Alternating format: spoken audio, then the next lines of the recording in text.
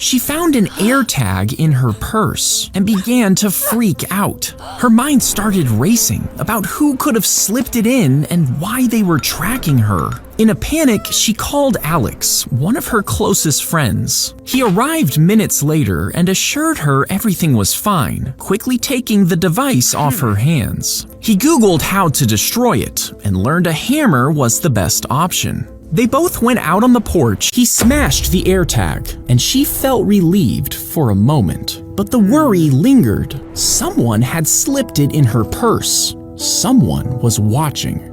Alex offered for her to spend the night at his place, and she agreed. She didn't want to be alone.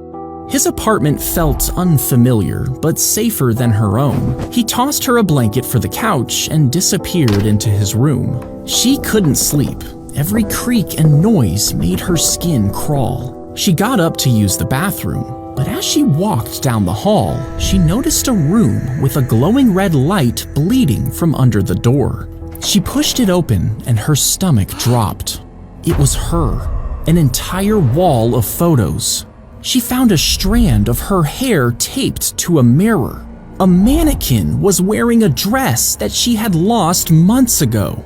There was a wig for every hair color she had worn over the past few years. She gasped as she noticed the neatly organized AirTags. The one labeled purse was missing. She stumbled backwards in disbelief, but as she turned to leave the room, I never lose track of what is mine. She woke up in a chair, the ties cutting into her wrists. Her head throbbed as she looked around and remembered where she was. The door creaked open. Alex stepped in, holding a glass. He looked unconcerned, like everything was fine. He carefully tipped the water into her mouth, watching her closely.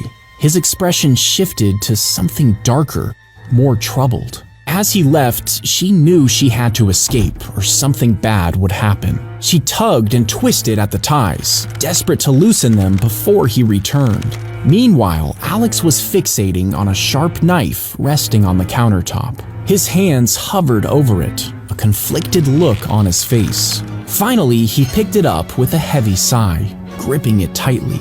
Alex returned slowly, knife shaking in his grip, tears welling in his eyes. As he placed a hand on her shoulder, something felt wrong.